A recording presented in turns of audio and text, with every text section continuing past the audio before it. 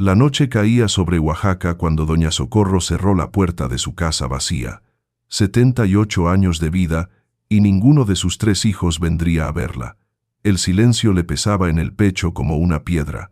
Preparó su única tortilla y un poco de caldo, cuando escuchó pasos lentos frente al portón. Al abrir, una mujer cubierta de harapos temblaba bajo la luz del farol. Sus ojos brillaban con una paz que Socorro jamás había visto. La casa de adobe se erguía en una calleja estrecha del barrio de Jalatlaco, donde las bugambilias trepaban por los muros desconchados y el olor a copal se mezclaba con el humo de las cocinas vecinas. Socorro había vivido allí toda su vida, primero con su esposo Eusebio, hasta que Dios se lo llevó hace 10 años, luego con la esperanza de que sus hijos la visitaran. Pero los años pasaron y las visitas se hicieron llamadas. Las llamadas se volvieron mensajes y los mensajes simplemente dejaron de llegar. Esa tarde había intentado comunicarse con Roberto, su hijo mayor que vivía en Puebla trabajando en una fábrica de automóviles. Marcó 3 veces su número y en ninguna le contestaron. Dejó un mensaje de voz preguntándole cómo estaban él, su esposa Claudia y los nietos que hacía 2 años no veía. Luego probó con Leticia en Guadalajara, quien se había casado con un ingeniero y ahora vivía en una casa grande con jardín y alberca, según las fotos que subía a Facebook. El teléfono sonó y sonó hasta que saltó el buzón de voz con la grabación alegre de su hija diciendo que dejara mensaje. Socorro colgó sin decir nada porque ya había dejado 3 mensajes esa semana sin recibir respuesta. Finalmente llamó a Javier, el menor de sus hijos, quien trabajaba como contador en Ciudad de México y vivía solo en un departamento que Socorro solo conocía por fotografías. Él al menos tuvo la decencia de responder después del 5.º timbrazo. «Mamá, estoy en una junta importante. Te marco luego», dijo con prisa y un tono de molestia apenas disimulada antes de colgar sin siquiera esperar su respuesta. Socorro se quedó mirando el teléfono viejo con botones gastados, sintiendo cómo se le formaba un nudo en la garganta que amenazaba con convertirse en llanto. No era que sus hijos fueran malas personas o que la odiaran. Simplemente tenían sus propias vidas, sus propios problemas, sus propias familias que atender. Roberto con sus deudas de la casa, Leticia con sus compromisos sociales y sus clases de yoga, Javier con su trabajo absorbente, que lo mantenía en la oficina hasta las 10 de la noche. Todos tenían excusas válidas, razonables, justificadas, pero eso no hacía que doliera menos cuando Socorro se despertaba cada mañana en esa casa que alguna vez estuvo llena de risas y ahora solo guardaba ecos del pasado. Se levantó del sillón desvencijado, donde pasaba la mayor parte del día tejiendo rebozos de lana para vender en el mercado de artesanías, aunque cada vez le costaba más trabajo por la artritis que le deformaba los dedos, convirtiéndolos en ramitas retorcidas. Antes podía tejer un rebozo completo en una semana, ahora le tomaba casi un mes terminar uno, y los dolores eran tan intensos que algunas noches no podía dormir. Caminó lentamente hasta la cocina, apoyándose en las paredes porque sus rodillas protestaban con cada paso. La cocina era un cuarto pequeño con paredes pintadas de verde desgastado, una estufa de gas con 2 hornillas, de las cuales solo una funcionaba bien, una mesa de madera manchada por los años y quemaduras de ollas calientes, y un fregadero de cemento donde goteaba el agua constantemente, haciendo un sonido hipnótico que ya formaba parte del silencio de la casa. Socorro no tenía dinero para llamar al plomero, y además don Pancho, el plomero del barrio, que le había arreglado cosas a Eusebio por años, había muerto el año pasado de un infarto. Su hijo se había llevado las herramientas y se había ido a Cancún a trabajar en los hoteles, donde pagaban mejor. Abrió la alacena de madera que colgaba torcida de la pared y sacó lo poco que tenía para cenar. Una tortilla dura del día anterior que había guardado envuelta en un trapo de cocina, un pedazo de queso Oaxaca del tamaño de su pulgar que le había regalado doña Chelo del puesto de lácteos en el mercado y media taza de frijoles negros que había cocinado el domingo con un pedacito de cebolla y una ramita de epazote. Era jueves. Su pensión de viudedad llegaría hasta el próximo martes, 1.400 pesos que tenían que alcanzarle para comida, gas, luz, agua y las pastillas para la presión que le costaban 300 pesos cada mes. Ya había gastado casi todo lo del mes anterior, y solo le quedaban 42 pesos en el monedero de tela que guardaba en el cajón junto a las estampitas de santos y las velas. Prendió el comal de barro que había pertenecido a su madre y antes a su abuela, pasándolo por agua primero como le habían enseñado, para que no se quebrara con el calor. Puso la tortilla a calentar mientras ponía los frijoles a entibiar en una ollita pequeña desportillada en el borde, de esas de peltre azul con puntitos blancos que ya no se fabricaban. El vapor comenzó a subir llevándose el aroma del comino y la cebolla que había usado para sazonarlos. Ese olor le recordó tiempos mejores cuando cocinaba para una familia completa, y la casa se llenaba de los aromas mezclados de mole negro hirviendo en olla de barro, arroz rojo con zanahoria y chícharos, carne de puerco en salsa verde con nopales, calabacitas guisadas con elote y tortillas recién hechas que Eusebio y los niños se peleaban por comer calentitas directo del comal. Recordaba cuando la mesa no alcanzaba para todos los platos y tenían que poner una tabla sobre los respaldos de 2 sillas para hacer más espacio. Cuando se escuchaban risas y conversaciones superpuestas, manos que se estiraban para servirse más de esto o aquello, cucharas que chocaban contra los platos, Eusebio contando historias de su trabajo en la carpintería, mientras los niños lo escuchaban con ojos brillantes. Roberto preguntando si podía repetir del mole, Leticia quejándose de que Javier le había quitado el último pedazo de pan, Javier con la boca llena diciendo que él había llegado primero, y ella, Socorro, moviéndose entre la cocina y el comedor sirviendo, calentando, asegurándose de que nadie se quedara con hambre. Ahora cocinaba porciones tan pequeñas que apenas valía la pena encender la lumbre. Una tortilla, media taza de frijoles, un pedacito de queso. Eso era todo. Sirvió su cena en un plato hondo de peltre que tenía el esmalte saltado en varios lugares, dejando ver el metal gris debajo. Se sentó a la mesa mirando las 3 sillas vacías que la rodeaban, la silla de enfrente donde se sentaba Eusebio presidiendo la mesa con su playera blanca, siempre manchada de aserrín, y sus manos grandes y callosas que olían a madera de pino. La silla de la izquierda donde se sentaba Roberto, el primogénito serio y responsable que desde niño quiso ayudar con los gastos de la casa, y la silla de la derecha, donde se turnaban Leticia y Javier, peleando por quién se sentaba más cerca de su padre. Todas vacías ahora, excepto por las sombras que proyectaba el foco desnudo que colgaba del techo mecido por alguna corriente de aire invisible. Socorro juntó las manos nudosas con las venas marcadas como ríos azules bajo la piel manchada por el sol de tantos años. Hizo la señal de la cruz tocándose la frente, el pecho, el hombro izquierdo y el derecho mientras murmuraba las palabras que había repetido miles de veces desde que era niña. Por la señal de la Santa Cruz, de nuestros enemigos, líbranos Señor Dios nuestro. En el nombre del Padre, del Hijo y del Espíritu Santo. Amén. Luego inclinó la cabeza y rezó la oración que precedía cada comida. Bendice, Señor, estos alimentos que voy a tomar y a quienes los prepararon para mayor gloria tuya y provecho mío. Hizo una pausa y agregó con voz quebrada, y bendice también a mis hijos Roberto, Leticia y Javier, donde quiera que estén, protégelos de todo mal, cuida de ellos y de sus familias. Y si es tu voluntad, Señor, permite que algún día me recuerden y vengan a visitarme. Pero si no es así, dame la fuerza para aceptarlo. Amén. Su voz sonó pequeña y frágil en la cocina silenciosa, absorbida por las paredes de adobe que habían presenciado tantas oraciones a lo largo de los años. Afuera se escuchaban los sonidos normales del barrio al anochecer. Los perros callejeros ladraban persiguiéndose por las calles empedradas. Un coche viejo pasó por la calle principal con el escape roto, haciendo un ruido ensordecedor. En la casa de al lado, los López tenían la televisión encendida a todo volumen, viendo alguna telenovela donde la gente gritaba y lloraba dramáticamente. Más lejos, se escuchaba música de banda, sonando en alguna fiesta o reunión familiar.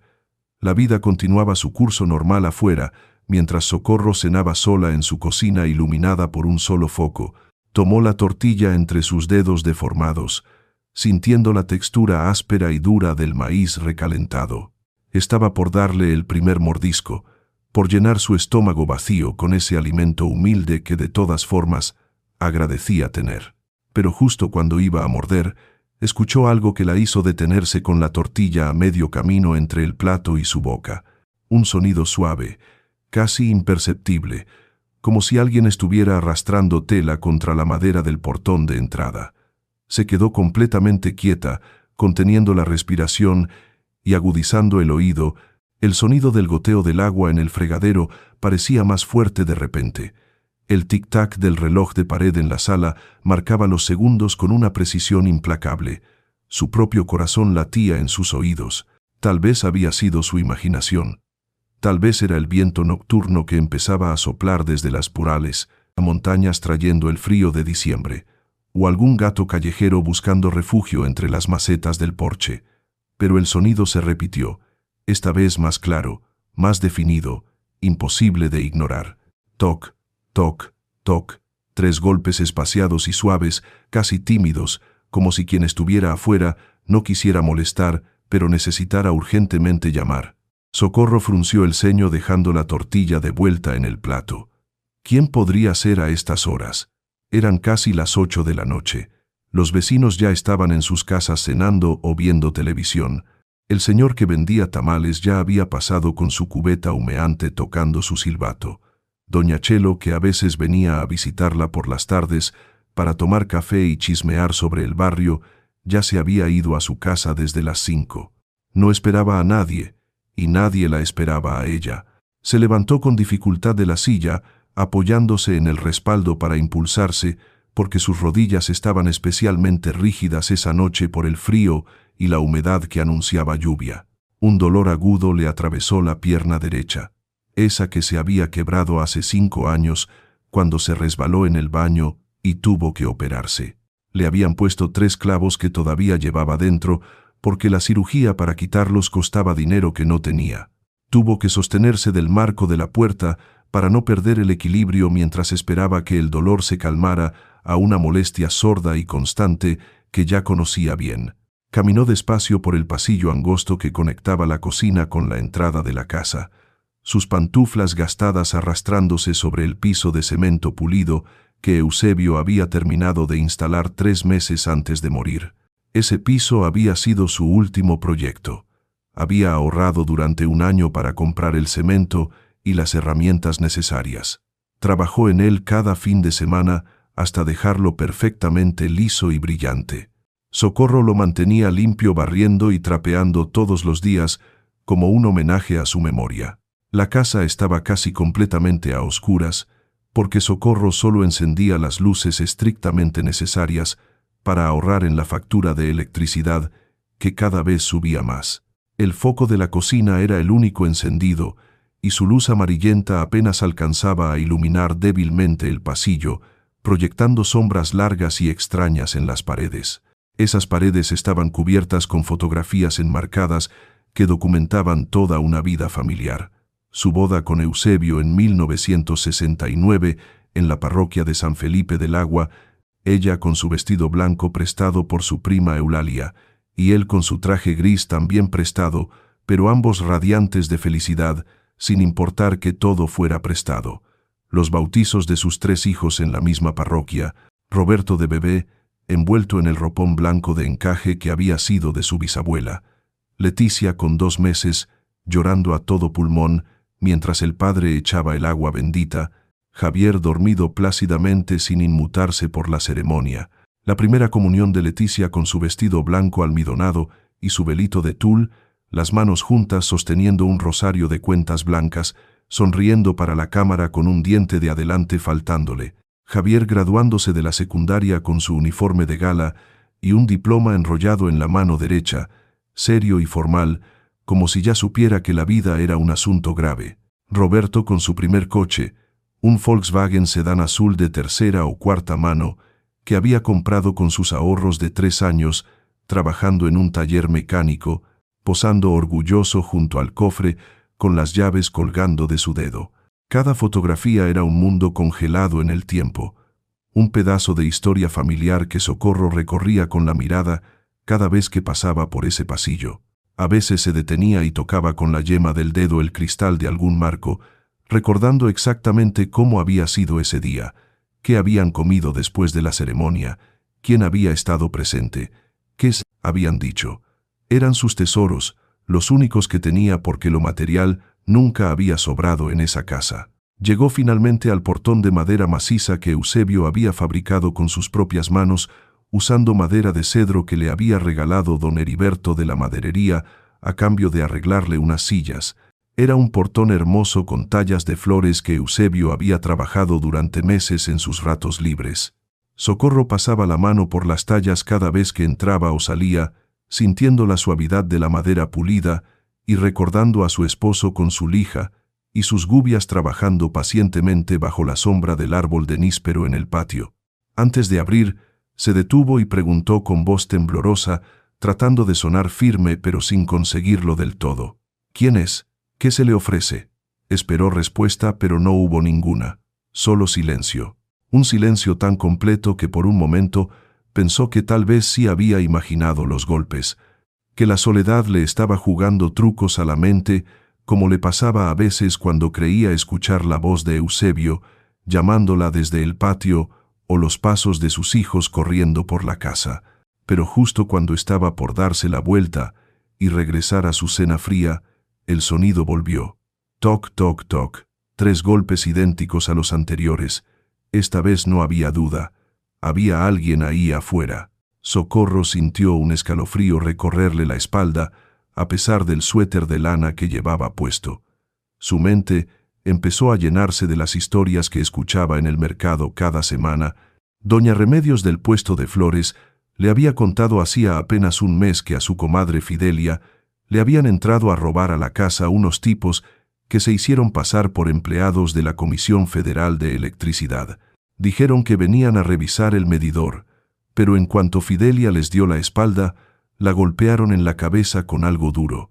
La amarraron en el baño con cinta adhesiva en la boca para que no gritara y le robaron sus ahorros de 15 años que guardaba en una lata de galletas en el ropero, 2,000 pesos en billetes arrugados que pensaba usar para su operación de cataratas.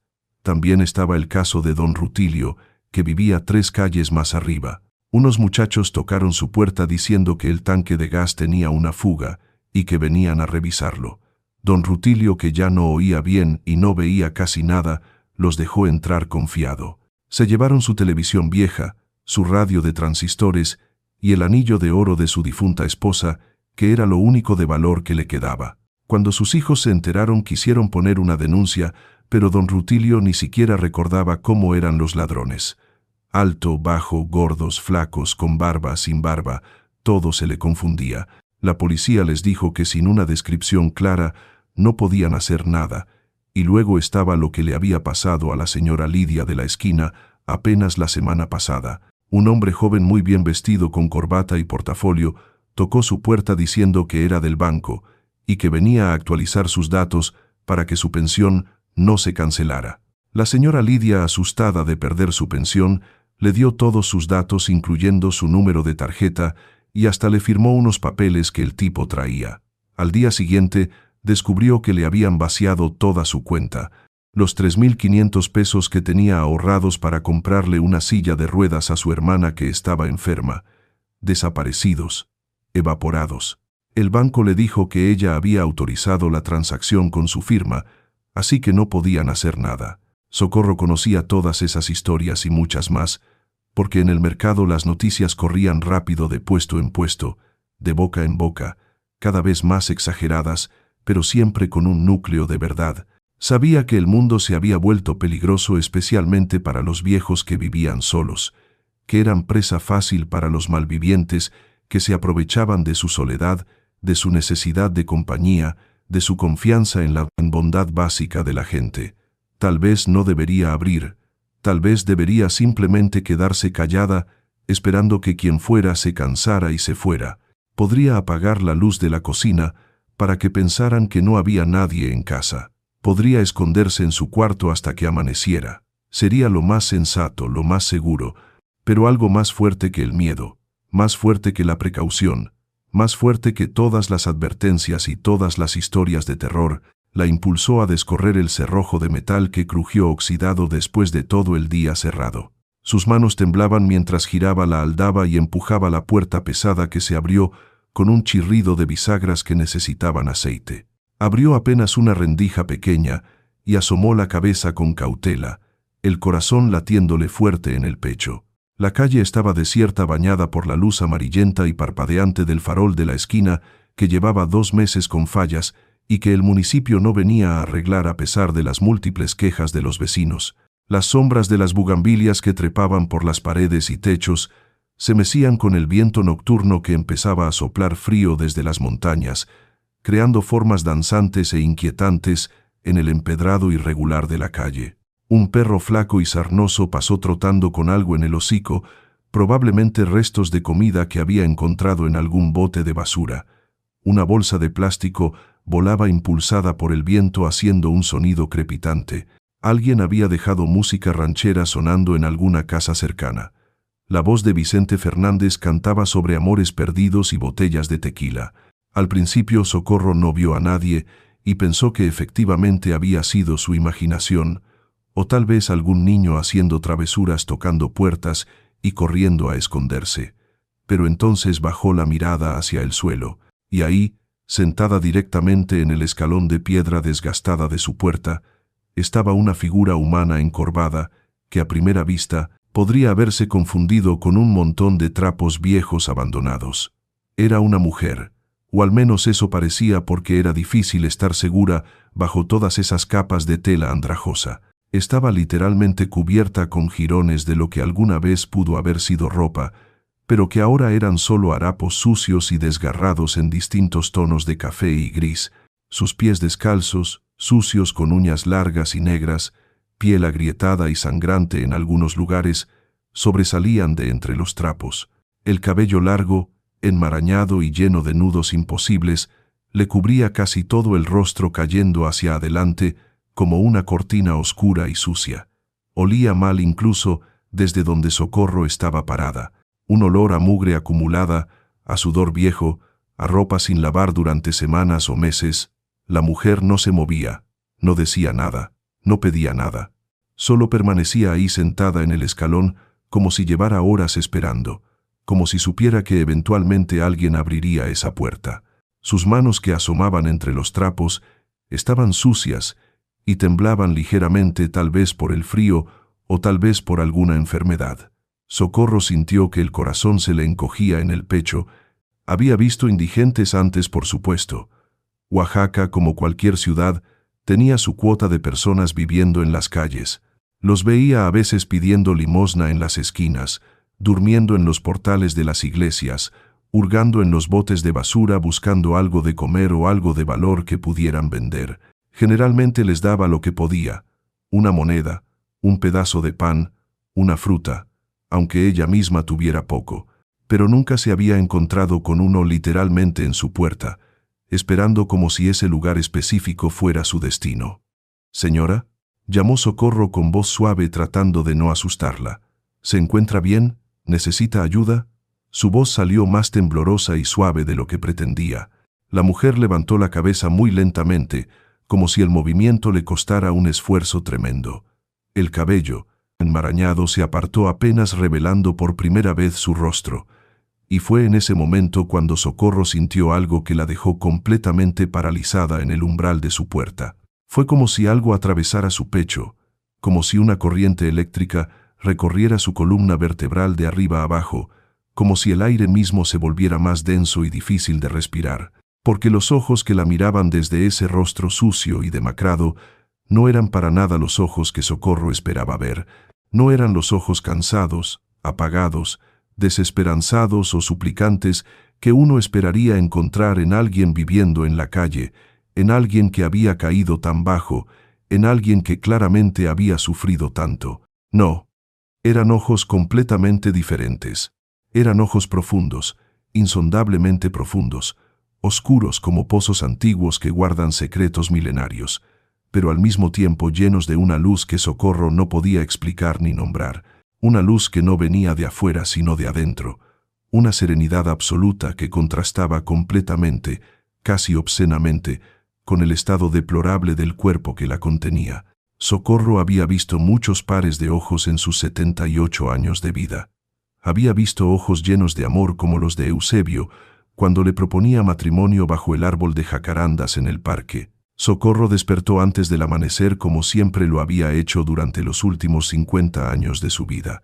Su cuerpo ya no necesitaba despertador. A las 5 de la mañana sus ojos se abrían solos, sin importar qué tan cansada estuviera o cuánto hubiera dormido. Era un hábito grabado tan profundo en sus huesos que ni siquiera la vejez había logrado borrarlo. Se había acostumbrado a levantarse a esa hora cuando se casó con Eusebio, quien tenía que estar en la carpintería a las 6:30. Ella se levantaba para prepararle su desayuno, café con leche, huevos con frijoles y tortillas recién hechas que hacía en ese momento porque a Eusebio no le gustaban las de la noche anterior. Luego, cuando llegaron los niños, se levantaba aún más temprano para tener tiempo de preparar los desayunos y las loncheras antes de mandarlos a la escuela. Y ahora que ya no tenía ni esposo ni niños que cuidar, que la casa estaba vacía y nadie necesitaba que se levantara temprano, su cuerpo seguía despertándola a la misma hora como un reloj interno que no sabía cómo apagarse. Se quedó unos minutos en la cama bajo las cobijas raídas que olían ligeramente a humedad mirando el techo donde las primeras luces del alba empezaban a dibujar formas grises. Recordó entonces lo que había pasado la noche anterior, la mujer en su puerta, esos ojos inexplicables, la comida compartida, la decisión impulsiva de dejarla quedarse. Se incorporó despacio sintiendo cómo sus articulaciones protestaban con crujidos y punzadas de dolor. Sus pies tocaron el piso frío de cemento y buscó a tientas sus pantuflas de fieltro. Se puso la bata floreada que colgaba de un gancho en la pared y caminó hacia el pasillo preguntándose si la mujer seguiría ahí o si habría desaparecido en la noche llevándose lo poco de valor que había en la casa. No es que hubiera mucho que robar. El televisor era tan viejo que probablemente nadie lo querría. La estufa funcionaba a medias. Las joyas que Eusebio le había regalado a lo largo de los años, anillos modestos y aretes sencillos. Ella los había vendido uno por uno durante los años más difíciles para pagar medicinas y cuentas. Lo único de valor real eran las fotografías, y esas no tenían precio para nadie más que para ella. Avanzó por el pasillo oscuro, pasando junto a todas esas fotografías fantasmales en sus marcos. Al acercarse al cuarto de atrás donde había dejado a María, notó algo extraño. Había luz filtrándose por debajo de la puerta. Una luz suave y tenue, probablemente de vela, pensó Socorro. Se acercó con cuidado tratando de no hacer ruido con sus pantuflas, arrastrándose en el piso, y entonces lo escuchó. Un murmullo suave, una voz femenina hablando en tono bajo. María estaba rezando. Socorro se detuvo junto a la puerta entreabierta, casi sin atreverse a respirar. No quería interrumpir. Había algo en ese momento que le parecía sagrado, privado, íntimo, pero tampoco podía evitar escuchar. Las palabras que llegaban hasta sus oídos eran conocidas y al mismo tiempo diferentes. Padre nuestro que estás en los cielos, santificado sea tu nombre. Era el Padre Nuestro, la oración que Socorro había rezado miles de veces desde que era niña, y su abuela le enseñaba a juntar las manitas y repetir después de ella. Pero la forma en que María lo rezaba era completamente diferente a cualquier cosa que Socorro hubiera escuchado antes. No era la recitación mecánica y apresurada que uno hace cuando reza el rosario pensando en otras cosas. No era la versión cantada y solemne que se escucha en misa. Era algo más. Había una reverencia profunda en cada palabra, como si cada sílaba tuviera un peso específico, un significado que iba más allá del lenguaje. Como si María no estuviera simplemente recitando una oración memorizada, sino conversando realmente con alguien presente. Como si Dios no estuviera en un cielo lejano e inaccesible, sino ahí mismo en ese cuarto pequeño y humilde escuchando cada palabra.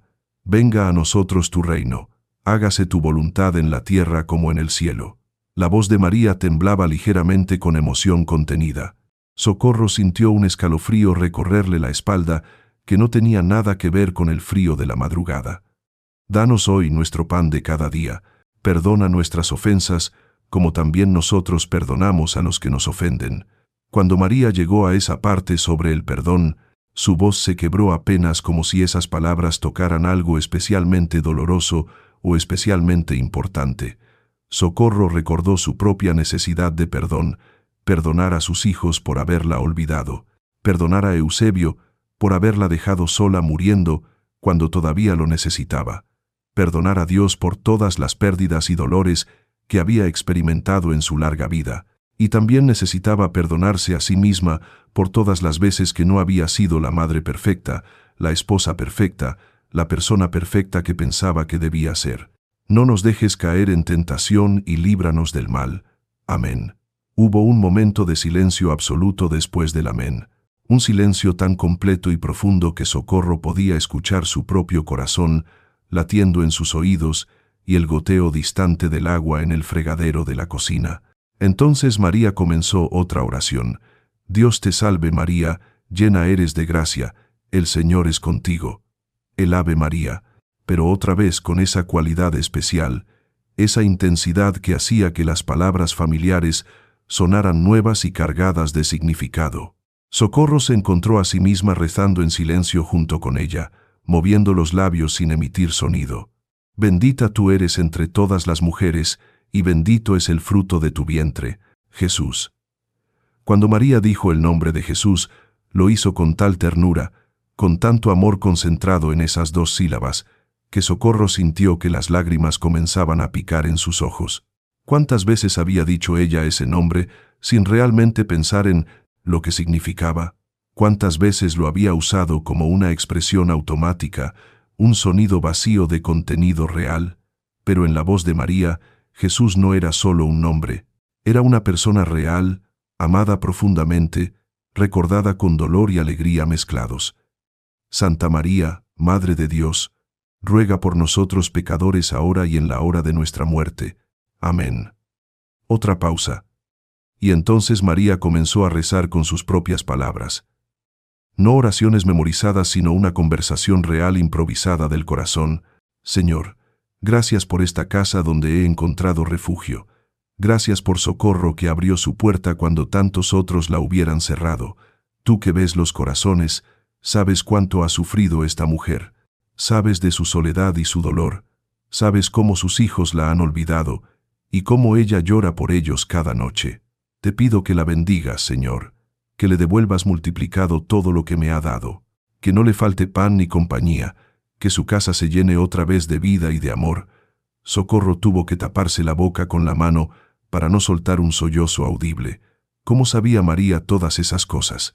Ella no le había contado nada sobre sus hijos, sobre su soledad, sobre cómo lloraba por las noches. ¿Cómo podía esta mujer desconocida, que apenas había pasado una noche en su casa, conocer los secretos más profundos de su corazón? Tal vez había hablado en voz alta sin darse cuenta mientras preparaba la cena. O tal vez había visto las fotografías en el pasillo y había deducido lo obvio, que una casa tan llena de imágenes de familia y tan vacía de gente real solo podía significar abandono. Pero incluso así había algo inquietante en la precisión con la que María había descrito su situación. Socorro escuchó el roce de tela contra el catre de metal. María se estaba levantando. Rápidamente Socorro se apartó de la puerta y fingió que acababa de llegar caminando por el pasillo. Esperó unos segundos y entonces tocó suavemente en la puerta. María, buenos días. Perdone que la moleste tan temprano. La puerta se abrió y ahí estaba María todavía con el vestido prestado que Socorro le había dado la noche anterior. A la luz grisácea del amanecer que entraba por la ventanita del cuarto, Socorro pudo verla mejor que la noche anterior. El baño había revelado un rostro que la suciedad y el cabello enmarañado habían ocultado. Era un rostro sorprendentemente hermoso, no hermoso en el sentido de la belleza convencional que se ve en las revistas o en la televisión. Era algo más profundo que eso, una belleza que venía de adentro, rasgos delicados pero fuertes, piel morena clara, que ahora limpia mostraba una tersura casi juvenil.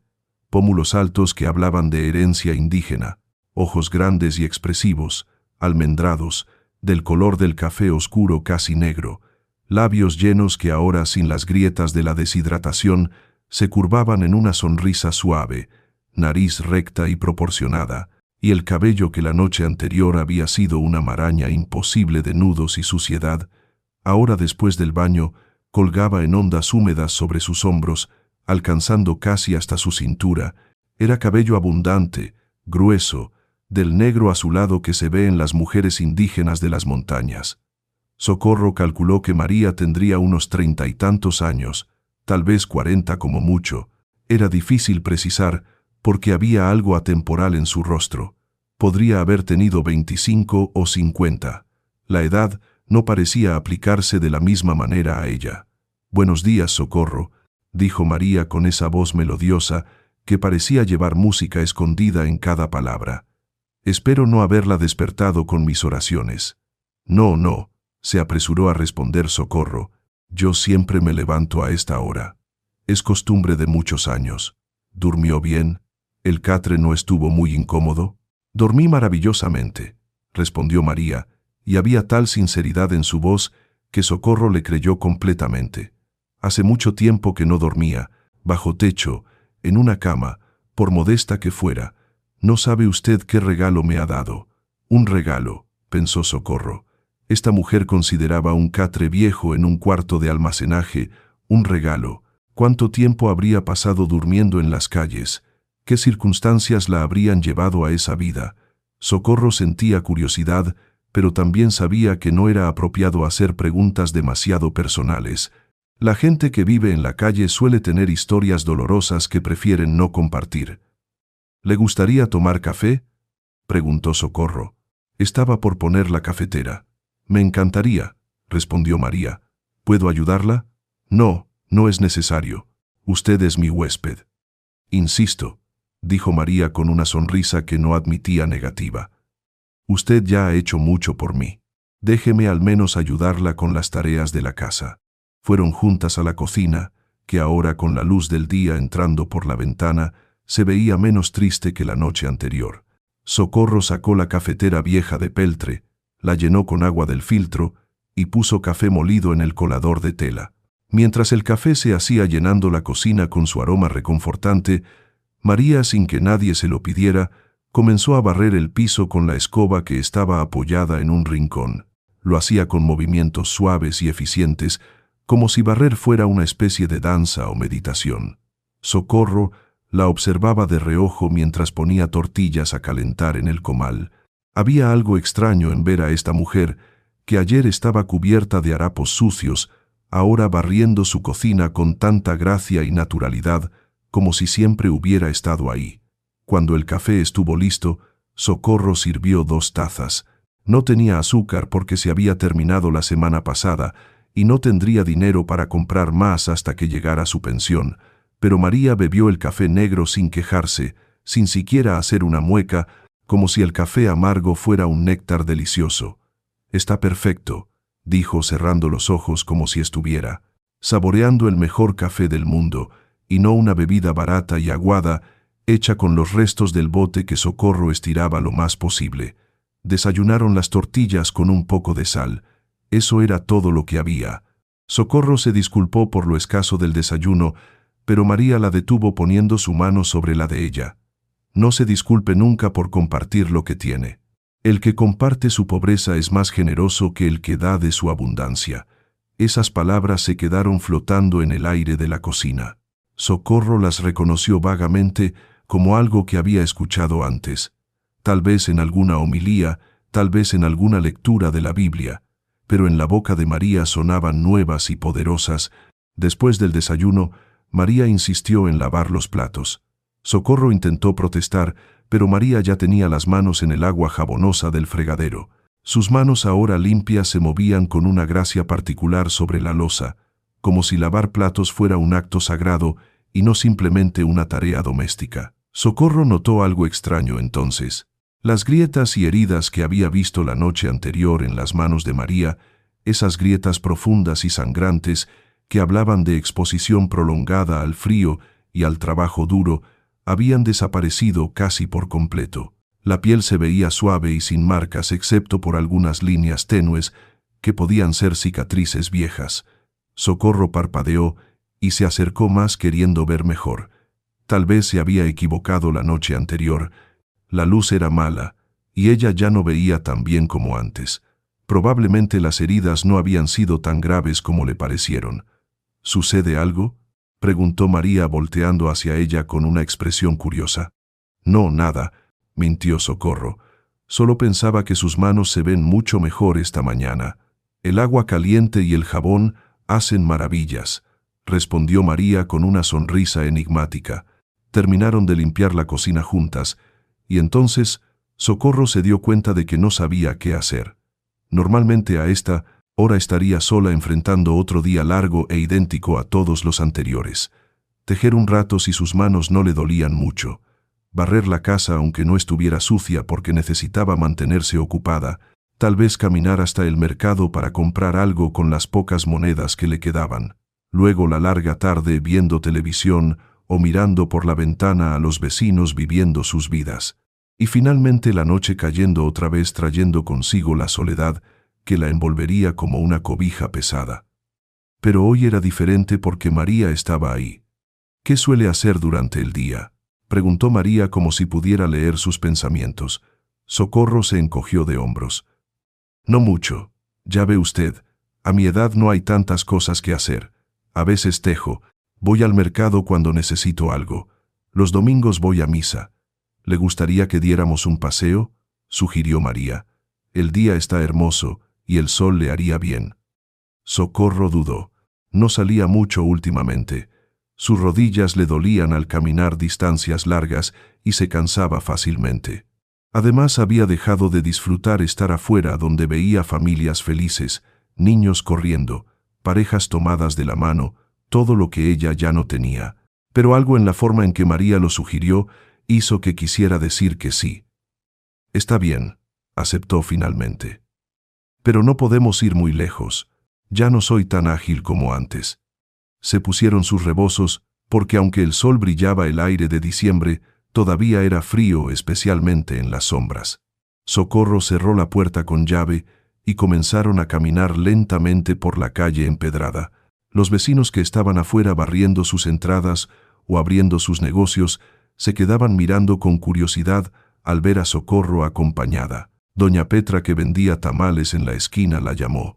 «Buenos días, doña Socorro. ¿Y esa compañía?». Socorro presentó a María vagamente como una amiga que está de visita sin dar más detalles.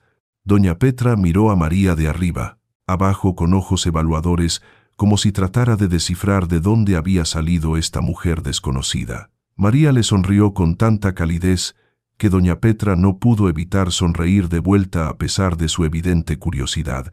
Siguieron caminando y Socorro notó algo extraño. A pesar de que usualmente le costaba trabajo caminar más de una cuadra sin que las rodillas empezaran a protestar, ahora se sentía más ligera. Cada paso parecía requerir menos esfuerzo. Era como si el simple hecho de tener a María caminando junto a ella le diera una energía que no había sentido en años.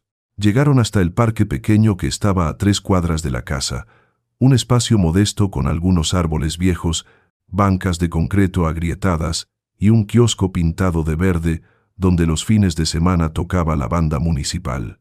A esta hora de la mañana, el parque estaba casi vacío excepto por un par de señoras haciendo ejercicio y un hombre mayor leyendo el periódico. Se sentaron en una banca bajo la sombra de un árbol de jacarandas que había perdido sus flores hace meses, pero que pronto las tendría otra vez cuando llegara la primavera. Por un rato simplemente se quedaron ahí sentadas en silencio contemplando el parque y dejando que el sol les calentara la cara. Era un silencio cómodo, no el silencio opresivo de la soledad, sino el silencio pacífico de la buena compañía.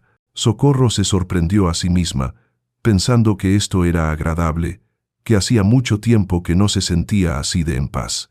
Finalmente María rompió el silencio. «Hábleme de su familia», dijo suavemente, «de sus hijos». Socorro sintió la tensión familiar en el pecho al pensar en Roberto, Leticia y Javier.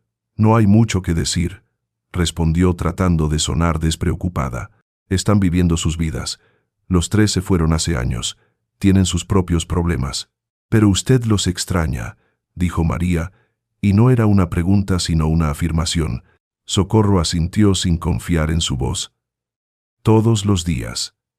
Todos los días. Todos los días, admitió finalmente. Sé que no debería quejarme. Ellos tienen que vivir sus vidas. No pueden estar cuidándome todo el tiempo, pero hay veces, especialmente en las noches, cuando la casa está tan silenciosa, que daría cualquier cosa por escuchar sus voces otra vez, por tenerlos sentados a mi mesa, por ser necesaria para alguien. Las lágrimas comenzaron a rodar por sus mejillas arrugadas y se las limpió rápidamente avergonzada de estar llorando frente a una extraña. Pero María no parecía incómoda con las lágrimas, simplemente pasó su brazo alrededor de los hombros de Socorro y la acercó hacia ella. El abrazo era cálido y reconfortante, y Socorro se permitió llorar abiertamente por primera vez en mucho tiempo. Lloró por Eusebio, que se había ido demasiado pronto. Lloró por sus hijos, que se habían alejado lentamente hasta convertirse en extraños. Lloró por todos los años de soledad acumulada. Lloró por la mujer joven que había sido llena de esperanzas y sueños, y que ahora era solo una anciana olvidada, esperando que el teléfono sonara. Cuando finalmente se calmó, sintiéndose exhausta, pero también extrañamente aliviada, María habló. Sus hijos no la han olvidado, Socorro, solo se han perdido en el ruido de sus propias vidas. Pero los lazos de sangre no se rompen tan fácilmente. Llegará un día, antes de lo que cree, en que ellos recordarán lo que es importante, recordarán quién estuvo siempre ahí para ellos, y volverán. Socorro quería creer esas palabras, pero le parecían demasiado buenas para ser verdad. Usted no los conoce, dijo con tristeza. No sabe cuánto tiempo ha pasado. No sabe cuántas veces he esperado. Sé más de lo que cree, respondió María con esa voz suave pero firme. Y le digo que la fe nunca es en vano. Lo que usted sembró en ellos cuando eran niños, todo ese amor y esos cuidados, no se ha perdido. Está ahí dormido esperando el momento de florecer otra vez. Regresaron a la casa poco después y al prosiente entrar Socorro notó algo que la hizo detenerse en el umbral. La casa olía diferente. No podía precisar exactamente qué era. No era un perfume o una fragancia específica, era más como una ausencia de olor rancio, de humedad y de años acumulados. La casa olía fresca, limpia, renovada de alguna manera. También la luz parecía diferente. Entraba por las ventanas de una manera más brillante, iluminando rincones que usualmente permanecían en sombra. Socorro sacudió la cabeza atribuyéndolo a su imaginación, o tal vez a que simplemente estaba de mejor humor que de costumbre. Pasaron el resto de la mañana en una compañía tranquila. María se ofreció a ayudar con cualquier tarea que Socorro necesitara hacer, y terminaron reorganizando el cuarto de atrás, ese espacio que se había convertido en depósito de objetos que Socorro no usaba pero no podía tirar porque estaban llenos de recuerdos, cajas con ropa de Eusebio que ella había guardado sin saber qué hacer con ella, juguetes viejos de cuando sus hijos eran pequeños, libros escolares amarillentos, herramientas oxidadas, una vida entera acumulada en cajas polvorientas. Mientras trabajaban, María le hacía preguntas sobre los objetos, y Socorro se encontraba contando historias que no había compartido con nadie en años. La historia de cómo Eusebio le había regalado esa radio vieja en su primer aniversario, cómo Roberto había aprendido a andar en bicicleta con esa bicicleta pequeña y oxidada que ahora estaba recargada en una esquina, cómo Leticia había ganado ese trofeo de ortografía en tercero de primaria. Cada objeto era una memoria, y María escuchaba cada historia con atención total, como si fueran las cosas más importantes del mundo. Era mediodía cuando escucharon golpes en la puerta principal, golpes fuertes e insistentes que hicieron que Socorro frunciera el ceño. «No espero a nadie», murmuró mientras se limpiaba el polvo de las manos y caminaba hacia la entrada. Abrió la puerta, encontró a Lupita, la vecina de la casa de al lado, una mujer robusta de unos 50 años, con el cabello teñido de un rojo improbable, y una expresión de preocupación en el rostro. «Ay, doña Socorro», dijo Lupita sin siquiera saludar. «Tiene que ayudarme. Es mi nieta Carmelita. Está muy enferma y el doctor no puede venir hasta mañana. Tiene fiebre muy alta y no deja de llorar. No sé qué hacer». Socorro sintió la preocupación de la otra mujer como si fuera propia. Conocía a Carmelita desde que nació hace 6 años. Una niña dulce y traviesa que a veces venía a visitarla pidiéndole dulces. Entre, le dijo a Lupita. «Cálmese y cuénteme qué pasa». Lupita entró agitada, retorciendo un pañuelo entre sus manos. «Empezó ayer con un poco de fiebre», explicó. «Pensé que era un resfriado normal. Le di jarabe y la acosté temprano. Pero esta mañana amaneció peor. La fiebre subió y subió. Le puse paños fríos pero no baja. Y ahora empezó a decir cosas raras, como que ve sombras en la pared. Tengo miedo, doña Socorro. ¿Y si es algo grave? ¿Y si le pasa algo mientras esperamos al doctor?» Socorro no sabía qué decir. No era doctora ni enfermera. Solo era una anciana sin ningún conocimiento médico especial. Pero antes de que pudiera responder, María apareció en el pasillo. Su presencia hizo que Lupita se callara a media frase y la mirara con sorpresa. «¿Quién es usted?», preguntó Lupita con desconfianza. Socorro hizo las presentaciones rápidamente. «Es María, una amiga que está quedándose conmigo unos días. María, esta es Lupita, mi vecina». María se acercó a Lupita y tomó sus manos entre las suyas. Lupita pareció calmarse instantáneamente bajo ese toque. «Lléveme con la niña», dijo María con voz suave pero firme. «Tal vez pueda ayudar». Lupita dudó mirando a Socorro en busca de confirmación. Socorro no sabía por qué, pero asintió. Algo le decía que debían ir. Los tres caminaron hasta la casa de al lado. Una construcción de 2 pisos pintada de rosa, con un pequeño jardín al frente, donde usualmente jugaban los 5 nietos de Lupita. Hoy el jardín estaba vacío y silencioso. Subieron las escaleras hasta el 2.º piso, donde estaba la recámara que Carmelita compartía con su hermana. La niña estaba acostada en una cama pequeña cubierta con sábanas de princesas de Disney que estaban empapadas de sudor. Su carita, usualmente rosada y sonriente, estaba pálida y brillante por la fiebre. Respiraba con dificultad y se movía inquieta murmurando cosas ininteligibles. Su madre, la hija de Lupita, estaba sentada al lado de la cama con cara de angustia absoluta. «Ya llamé a la ambulancia», dijo la joven madre con voz temblorosa, «pero dijeron que no pueden venir hasta dentro de 2 horas. Todos están ocupados con un accidente en la carretera». María se acercó a la cama y se arrodilló junto a la niña. Pasó su mano por la frente ardiente de Carmelita y la pequeña dejó de moverse inquieta. De hecho, pareció calmarse bajo ese toque. «¿Puedo quedarme con ella un momento?», preguntó María mirando a la madre. La joven asintió sin entender realmente qué estaba pasando, pero demasiado desesperada para cuestionar cualquier ayuda que llegara. María entonces hizo algo extraño. Puso ambas manos sobre el pecho de la niña, cerró los ojos y comenzó a murmurar algo en voz tan baja que nadie más podía escuchar las palabras. Socorro, que estaba parada en la puerta, observando, sintió algo raro en el aire, una especie de densidad, de carga eléctrica, como si el aire mismo se hubiera vuelto más pesado y más ligero al mismo tiempo. La habitación, que había estado llena del olor enfermizo de la fiebre, comenzó a oler diferente, a flores, específicamente a rosas, aunque no había ninguna rosa en la habitación. Pasaron 5 minutos que parecieron una eternidad, mientras María permanecía inmóvil, con las manos sobre el pecho de Carmelita, los ojos cerrados, los labios moviéndose en una oración silenciosa que nadie más podía escuchar. El olor a rosas se intensificó llenando toda la habitación hasta el punto de que Lupita y su hija se miraron confundidas buscando el origen de esa fragancia imposible, porque no había flores en la casa.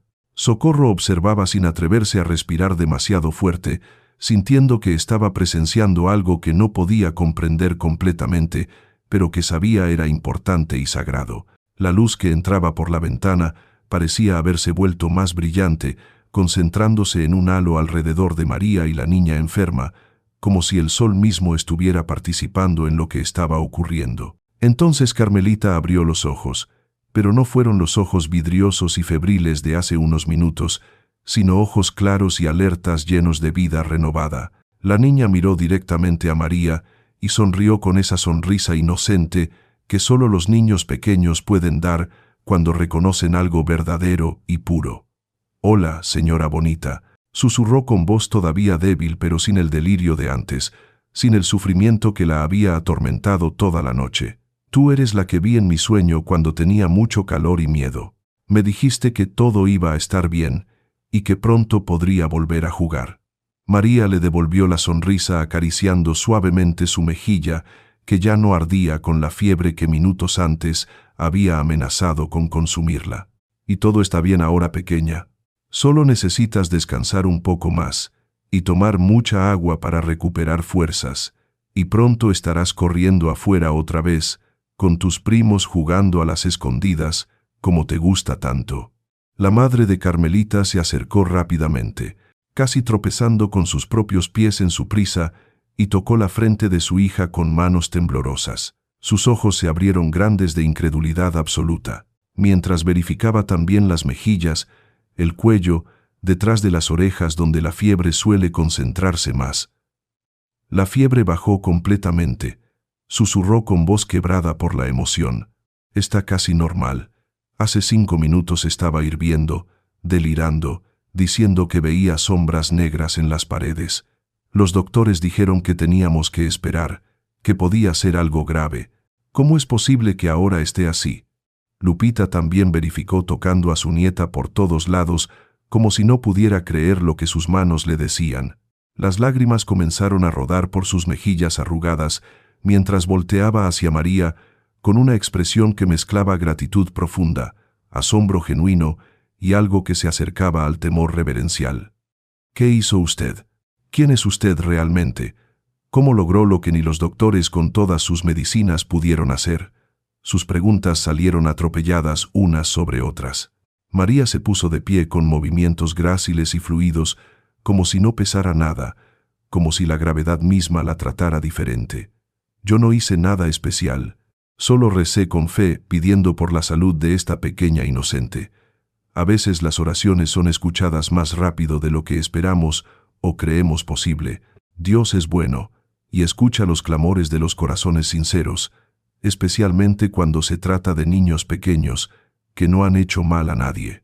Pero había algo en la forma en que lo dijo, en la manera en que evitaba atribuirse el crédito directamente, en cómo sus ojos brillaban con un conocimiento antiguo, que hizo que Socorro sintiera un escalofrío recorrerle la espalda desde la nuca hasta la base de la columna. No era modestia falsa de esas que usa la gente, que en realidad quiere que le reconozcan sus méritos. Era algo más profundo y verdadero, como si María realmente creyera que ella solo había sido un canal, un instrumento para algo muchísimo más grande que ella misma.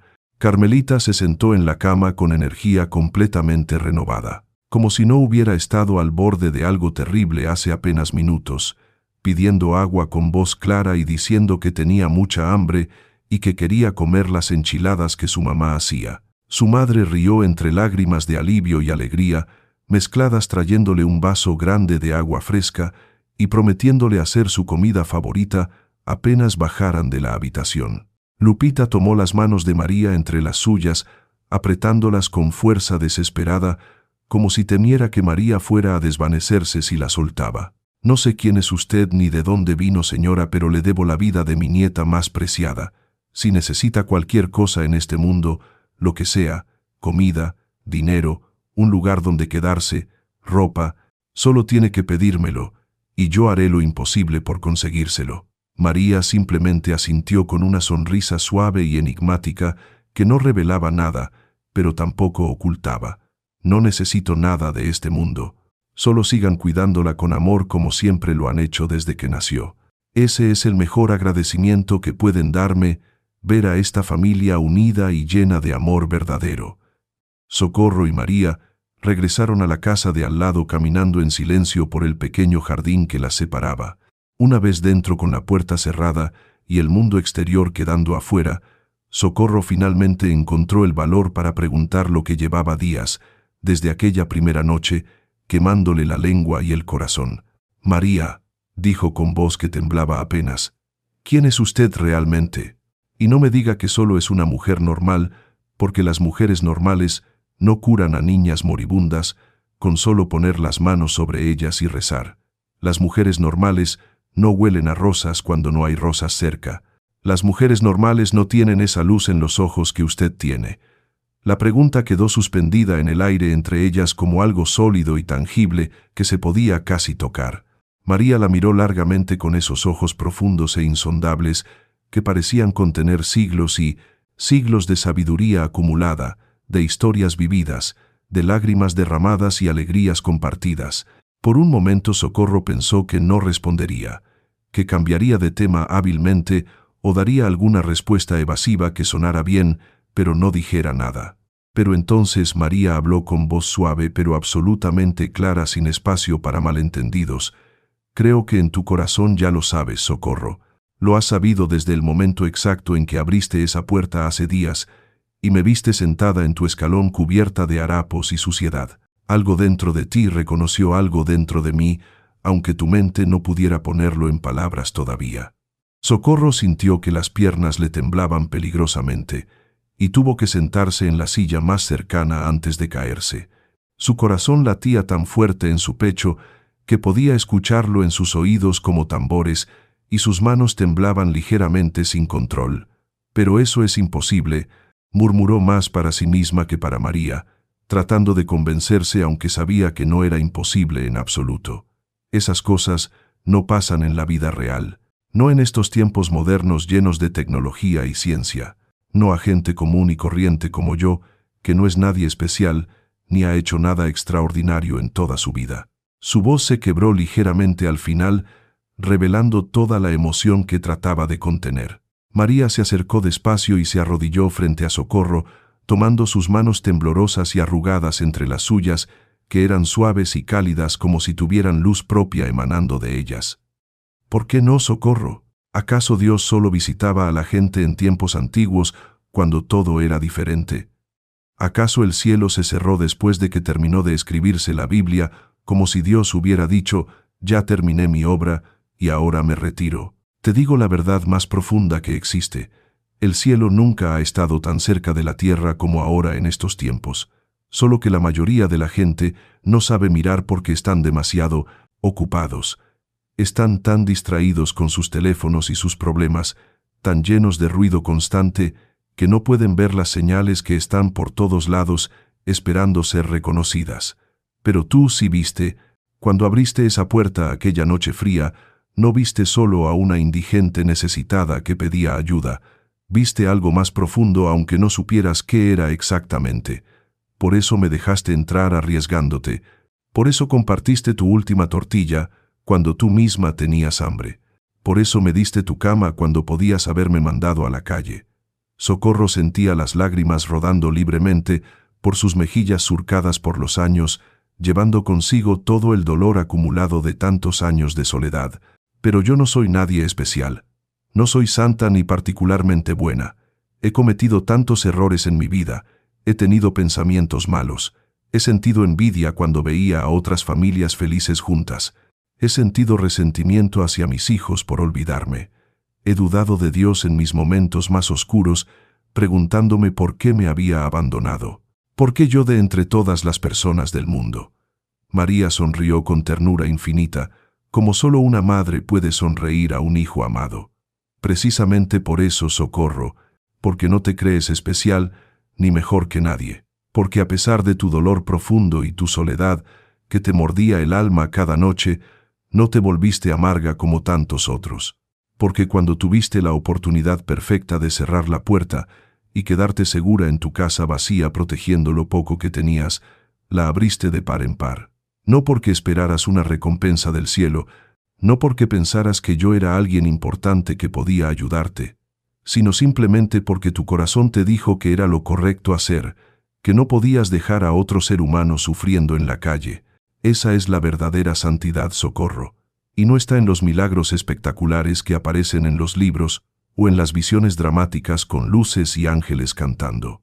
Está en abrir la puerta cuando es más fácil cerrarla, en compartir el pan cuando tú misma tienes hambre, en tratar al más pequeño y despreciado como si fuera el más grande e importante, Eso es lo que te hace especial, aunque tú no lo veas. Hubo un largo silencio, mientras Socorro procesaba todo esto que su mente no terminaba de aceptar, pero su corazón sabía que era verdad. Parte de ella quería negarlo, decir que era imposible, que estaba soñando o delirando por la edad, pero otra parte más profunda y antigua sabía sin dudas que era absolutamente real. Todas las pequeñas señales habían estado ahí desde el principio, gritando la verdad. Los ojos que brillaban con luz propia en la oscuridad, las manos que sanaban con solo tocar, el olor a rosas frescas que aparecía sin explicación cuando no había flores en kilómetros a la redonda, la paz inexplicable e irracional que sentía cuando María estaba cerca, haciendo que todos sus miedos desaparecieran. La forma en que las oraciones salían de su boca, como si realmente estuviera hablando cara a cara con alguien presente y no recitando palabras memorizadas al vacío. ¿Cuánto tiempo se quedará conmigo?, preguntó finalmente Socorro con voz pequeña y asustada, como la de una niña temiendo la respuesta que ya conocía en su corazón. María suspiró suavemente con un sonido que era a la vez triste y alegre, de despedida y promesa mezcladas. Mi tiempo aquí en tu casa está llegando a su fin muy pronto. Vine con un propósito específico, y ese propósito ya casi se ha cumplido completamente. Ya hice lo que vine a hacer. ¿Cuál propósito exactamente?, preguntó Socorro, aunque parte de ella ya lo sabía. María se puso de pie con esa gracia sobrenatural y caminó hasta la ventana que daba a la calle, mirando hacia afuera, donde la vida del barrio seguía su curso normal y ordinario. Niños jugando a la pelota, vendedores ambulantes pregonando sus mercancías con voces cantarinas, perros callejeando, buscando comida, el sonido de música ranchera saliendo de alguna radio vieja, mujeres barriendo sus entradas, hombres regresando del trabajo, la vida común y corriente, continuando como siempre. Vine a recordarte que no estás sola, Socorro, que nunca has estado sola ni un solo momento, aunque te hayas sentido así durante estos años tan duros.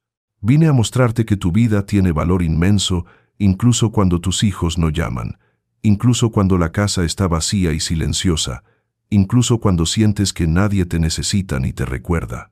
Cada oración que has rezado sola en esta cocina con lágrimas corriendo por tus mejillas ha sido escuchada en el cielo. Cada lágrima que has derramado por las noches en tu almohada, cuando nadie te veía, ha sido contada una por una. Nada de tu dolor se ha desperdiciado o perdido. Todo ha tenido un propósito mayor que aún no puedes ver completo. Se volvió hacia Socorro con una sonrisa que era simultáneamente triste y alegre, de despedida inminente y promesa eterna. Y también vine a preparar el camino para algo hermoso que está por venir muy pronto. Algo que te devolverá la alegría que creías perdida para siempre. Antes de que Socorro pudiera preguntar qué significaba exactamente eso, antes de que pudiera abrir la boca para pedir más explicaciones, escucharon el sonido inconfundible de un motor de automóvil deteniéndose justo frente a la casa, haciendo ese ruido característico. Luego pasos apresurados subiendo la pequeña escalera del porche, y entonces increíblemente, imposiblemente, golpes urgentes e insistentes en la puerta de madera, golpes que sonaban desesperados y esperanzados al mismo tiempo. Socorro y María se miraron a los ojos compartiendo un momento de comprensión perfecta. «Ve a abrir la puerta, Socorro», dijo María suavemente con voz llena de amor maternal. «Tu respuesta, la que has esperado durante años, está al otro lado esperándote». Con las piernas temblando tanto que apenas podía caminar derecho, Socorro avanzó por el pasillo familiar, sintiendo como si estuviera en un sueño. Cada paso parecía tomar una eternidad.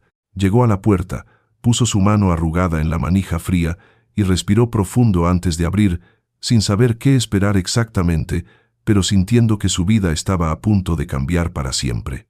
Abrió la puerta de un jalón, y ahí, parado en el umbral iluminado por el sol de la tarde, con una maleta grande en la mano y lágrimas brillantes corriendo por sus mejillas, estaba Roberto, su hijo mayor, el que no venía a visitarla desde hacía más de 2 años completos. El hombre serio y trabajador que se había ido y nunca encontraba tiempo para regresar, detrás de él, Bajando apresuradamente de un coche estacionado en la calle, venían Leticia toda elegante con su esposo y sus 2 hijos pequeños, que Socorro apenas conocía de fotografías, y Javier el menor cargando una caja grande envuelta para regalo.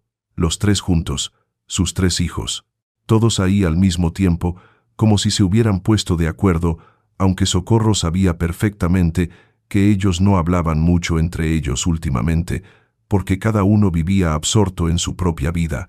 Era imposible, era un milagro.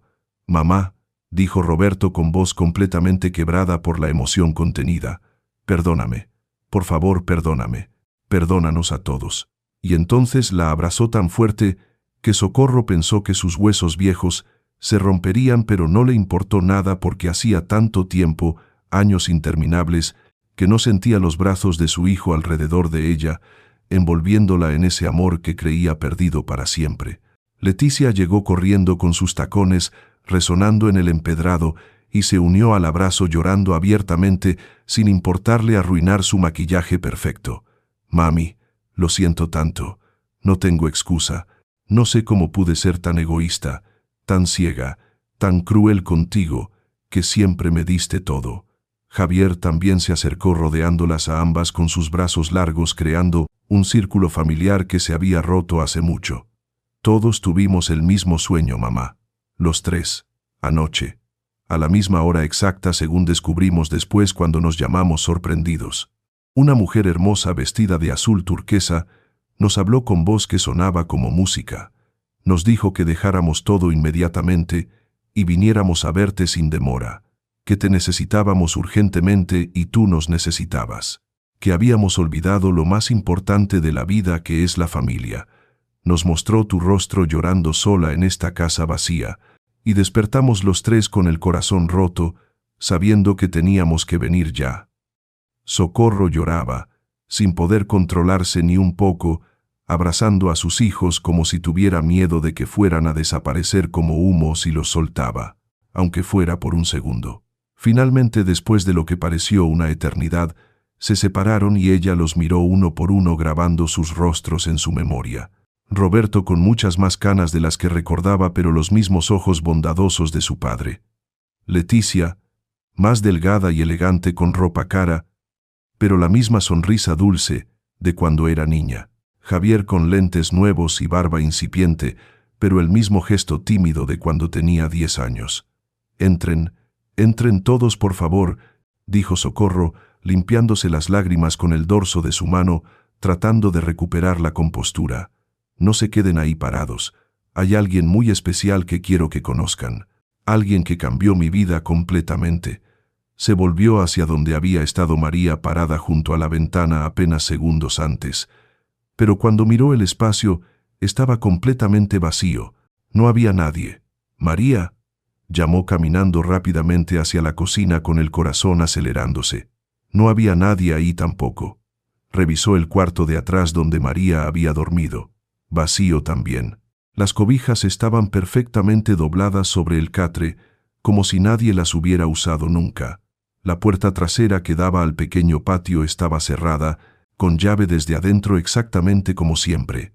María había desaparecido completamente sin dejar rastro de su presencia, sin llevarse nada, sin hacer ruido. Simplemente se había esfumado como si nunca hubiera estado ahí, excepto que no era del todo cierto que no dejara rastro. Sobre la mesa de la cocina, donde definitivamente no había estado antes, había algo que hizo que Socorro se detuviera en seco, conteniendo el aliento. Un ramo hermoso de rosas blancas completamente frescas, como recién cortadas del jardín, atadas con un listón de seda azul turquesa brillante. Y junto a las flores descansaba una nota doblada escrita en papel que parecía brillar suavemente con luz propia. Socorro la tomó con manos temblorosas que apenas podían sostenerla y la desdobló cuidadosamente. La letra era hermosa, claramente escrita a mano con pluma antigua, elegante y perfecta como caligrafía de otros tiempos. Leyó en voz alta para que sus hijos, que se habían acercado preocupados, también pudieran escuchar. «Querida Socorro, tu fe sincera te ha salvado del abismo de la desesperación. Tu amor generoso te ha redimido de la soledad.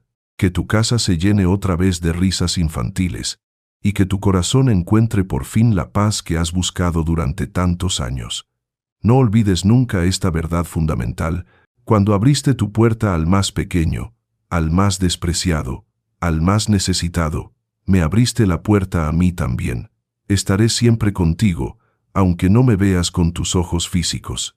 En cada amanecer que te regala un nuevo día, en cada oración sincera que elevas al cielo, en cada acto de bondad grande o pequeño que hagas por otros, con amor eterno e incondicional, María. Socorro leyó la nota 3 veces consecutivas, con lágrimas corriendo libremente por sus mejillas, mientras sus hijos la rodeaban en silencio respetuoso, sin saber qué decir. Luego la guardó cuidadosamente en el bolsillo de su delantal, justo junto a su rosario viejo de cuentas gastadas. «Mamá, ¿estás bien? ¿De qué habla esa nota? ¿Quién es María?» Roberto había entrado completamente a la cocina, mirando las rosas con expresión confundida. Socorro se volvió hacia él y hacia sus otros 2 hijos que también habían entrado curiosos. En su rostro había una sonrisa radiante que ellos no habían visto en años, tal vez décadas, una sonrisa que la hacía verse más joven, más viva, más llena de luz. «Estoy más que bien, hijos míos», respondió Socorro con voz firme y clara, llena de certeza absoluta. «Estoy completamente y totalmente bendecida por Dios mismo». Los días siguientes fueron como un sueño hermoso, del cual Socorro no quería despertar nunca. Roberto se tomó 2 semanas completas de vacaciones en su trabajo para quedarse con ella y ayudarla a arreglar todo lo que se había ido deteriorando por años de abandono y falta de recursos. Reparó la llave del fregadero que goteaba constantemente desperdiciando agua. Cambió todos los focos fundidos que ella no podía alcanzar, pintó las paredes que más lo necesitaban, dándole a la casa un aspecto renovado y fresco. Leticia venía absolutamente todos los días sin falta, con sus 2 hijos llenando la casa de ese ruido infantil maravilloso que Socorro había extrañado sin saber cuánto, hasta que lo tuvo de vuelta. Los niños corrían por el pasillo gritando y riendo, jugaban en el patio pequeño con una pelota vieja que encontraron, le pedían que les contara historias interminables de cuando su mamá era pequeña y traviesa. Javier, por su parte, se encargó personalmente de llevarla al doctor para un chequeo médico completo que ella había estado posponiendo por años por falta de dinero. Se aseguró de que tuviera todas sus medicinas necesarias para la presión y la artritis, y organizó meticulosamente sus finanzas para que nunca más tuviera que contar monedas desesperadamente para llegar a fin de mes. Entre los 3 le dijeron con toda seriedad que nunca más estaría sola ni olvidada, que se habían dado cuenta horrible y tardíamente de su error imperdonable, y que aunque no pudieran visitarla físicamente todos los días, por sus trabajos y obligaciones, se asegurarían de llamar frecuentemente y de venir al menos una vez al mes sin excepción. Por supuesto, Socorro les contó toda la historia completa sobre María, sin omitir ningún detalle. Les habló de la mujer misteriosa cubierta de harapos que había aparecido en su puerta aquella noche, de cómo la había acogido compartiendo su última comida, de la sanación inexplicable de Carmelita, la niña del vecino, de las conversaciones profundas, de la desaparición imposible dejando solo rosas y una nota. Sus hijos la escucharon con expresiones que iban de la incredulidad más absoluta a la fascinación completa, pasando por todas las emociones intermedias. La noticia de lo que había pasado en casa de Socorro comenzó a circular inevitable y rápidamente por todo el barrio como fuego en pasto seco. Lupita no pudo quedarse callada sobre la sanación completamente milagrosa de su nieta, que los doctores no podían explicar. Pronto empezaron a llegar visitantes a la casa, primero solo curiosos morbosos que querían ver el lugar donde había ocurrido el supuesto milagro, luego gente con necesidades reales y desesperadas. Socorro los recibía a todos con los brazos abiertos, preparaba café para sus visitantes, aunque fuera lo último que tuviera, escuchaba sus historias sin juzgar, rezaba con ellos cuando se lo pedían, les ofrecía lo poco que tenía, y curiosamente, sin importar cuánto compartiera, nunca parecía acabarse, como si se multiplicara mágicamente. Su casa se había convertido en refugio, y su vida en testimonio viviente de que los milagros siguen ocurriendo para quien tiene ojos para ver y corazón para creer.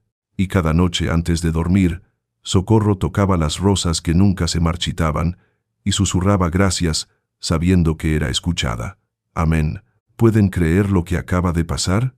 Socorro, una anciana abandonada por sus propios hijos, abrió su puerta a una desconocida cubierta de harapos. Compartió su última tortilla cuando ella misma tenía hambre. Le dio su cama cuando podía haberla dejado en la calle. Y esa mujer era la Virgen María probando su corazón. Hermanos, esta historia nos enseña algo poderoso. La Virgen no apareció en un templo lujoso ni ante personas importantes. Apareció disfrazada de indigente en la puerta de una anciana olvidada. ¿Por qué? Para mostrarnos que lo divino está en los gestos más simples, en abrir la puerta, en compartir el pan, en no cerrar el corazón. Socorro no recibió oro ni riquezas, recibió algo mucho más valioso, el regreso de sus hijos y la paz en su alma. Ahora te pregunto a ti, ¿alguna vez ayudaste a un desconocido sin esperar nada a cambio y después te pasó algo inexplicable y hermoso? ¿Has sentido alguna vez la presencia de la Virgen María en tu vida? Déjamelo en los comentarios. Quiero leer tu historia. Y si esta historia tocó tu corazón, suscríbete para más testimonios que restauran la fe. Dios te bendiga.